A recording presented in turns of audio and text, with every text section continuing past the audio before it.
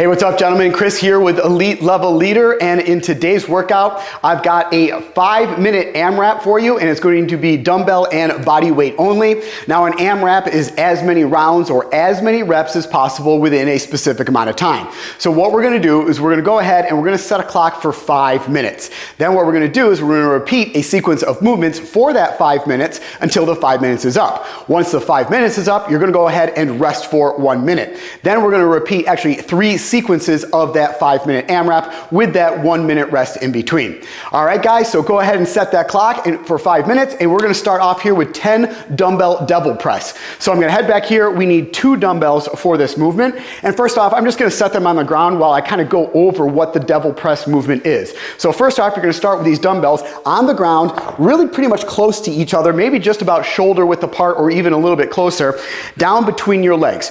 So the devil press movement is basically, they're down here on the ground. We're going to go into a plank position, place our hands on those dumbbells. Once our hands are on those dumbbells, then we're going to go into a push-up. We're going to press out of that push-up. Then we're going to bring our legs forward and bring them on the sides of those dumbbells, and then we're going to pull them all the way off the ground and press them all the way up overhead. So there's a few steps in there that I want to go over first. So first off, the dumbbells are on the ground here, a little bit narrower than shoulder width apart. Now what's going to happen is my feet are wide here on the sides of the dumbbells. What I'm going to do is I'm going to bend, hinge at the waist here. Knees are going to start to bend. They're going to track out over those toes. My hands are going to go on those dumbbells. From here, I'm going to kick back into a plank position. Now, when you're in this plank position, make sure that your shoulders and elbows and wrists are all in a line here, so it's straight up and down. We don't want to be back behind the dumbbells or way up over the front of the dumbbells. Also, when you're in this plank position here, make sure that you are not sagging your hips down or piking them up. So now that we're in this nice plank position here, we're going to go ahead and do a push-up. We're going to press out of that push-up. From here, now what we're going to do is we're going to kick our legs up and bring them to the sides of these dumbbells. Now this is the key component right here. We don't want to just kind of grab these things off the ground, start to pull and throw them up over the top. What we want to do first is we want to use the power and the strength of our lower body to initiate the momentum to bring those dumbbells off the ground. So from this position, as you're bent over these dumbbells, I want you to go ahead and sit back. Now when you sit back, those dumbbells are going to start to pull towards you, and that's going to initiate the first pull of those dumbbells. So now what happens is you're going to kind of swing them back between your legs, and now you're going to press through the ground, knees are going to go back, hips are going to open up, and you're going to start to pull those dumbbells up into that front rack position. Now once those dumbbells are in that front rack position, I don't want you to pause. I want you to continue with that momentum and simply rotate your hands underneath those dumbbells and press them all the way up, and then we're going to go back down, place them on the ground, and repeat that movement. So from here, I'm in this nice squat stance here. I'm going to send the hips back. Now those dumbbells are going to go between my legs, press through, and press them all the way up. Now we're going to go down, press them on the ground again, plank position, push up, press, feet to the side, sit back, press them all the way up, all the way down. I'll do one more, plank, push up, press, feet to the side, sit back, press them all the way up overhead. So that is the devil press, and we're going to go ahead and do 10 of those devil press. So make sure, it's a full body movement here. Make sure you're choosing a weight that you're able to do 10 of those with proper form and technique without getting totally exhausted on that. And remember, we've got to repeat a sequence of movements for 5 minutes, and we're doing 3 rounds of that 5 minutes too. So choose your weights wisely on those devil press. After you've completed 10 of those devil press, then we're going to go into 10 box jumps. So first off, we're going to go ahead and get the dumbbells here out of the way. And I've got a box here. Pull this box over. Now, if you don't have a box, you can actually do this on a bench if you would like, but I prefer the box. And also choose the height that's, right for you. We don't want something super high on this. Now, on these box jumps, we want to start off here about 12 inches or a foot back from that box.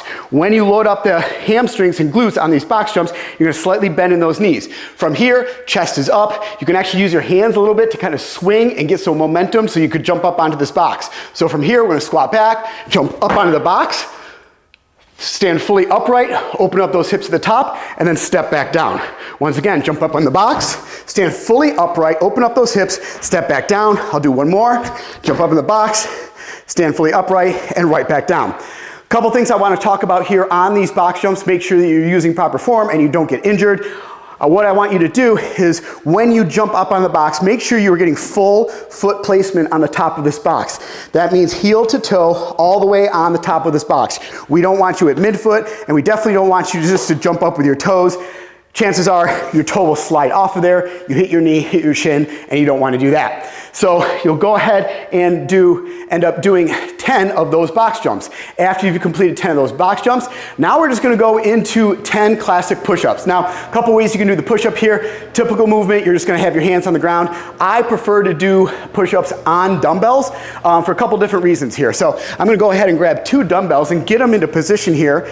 What you're going to do is place them on the ground just about shoulder width apart. That's reason number 1 why I like to use the dumbbells. With them shoulder width apart, it keeps those hands inside, keeps those elbows inside close to your ribs. A lot of people do push-ups out here with their elbows flared out. We want to keep those elbows in close to our sides so we're working the chest and also get a great tricep exercise in there as well. So keeping them close together and then also placing your hands on those dumbbells, on the handles, you're actually able to go down even deeper into that push-up. So you're getting a longer range of motion on that push-up. And then secondly, it just feels better on the wrists than doing standard push-ups. Your hands are on those handles and it's less flexing on those wrists. So just like we were doing in a couple other plank movements here, when we go into a plank position here, we want to make sure that our shoulders, elbows are all in line with the wrists here, so straight up and down. We don't want to be over the top of the dumbbells or back behind them. When you're in this plank position, make sure your hips aren't sagging down or piking up. Nice flat plank here. Then we're going to go start to bend those elbows. Keep those elbows in close to our sides all the way down. They should be scraping your ribs. Press them all the way up to full extension, all the way down, all the way up. So you're just going to go ahead and do 10 of those dumbbell push-ups, or if you're just doing regular push-ups, you can do them on the hands, but like I said, I highly recommend going ahead and doing those on the dumbbells. Then we're just gonna go into 10 sit-ups. So make sure all of your equipment is out of the way, and if you don't have an ab mat, I highly recommend getting an ab mat.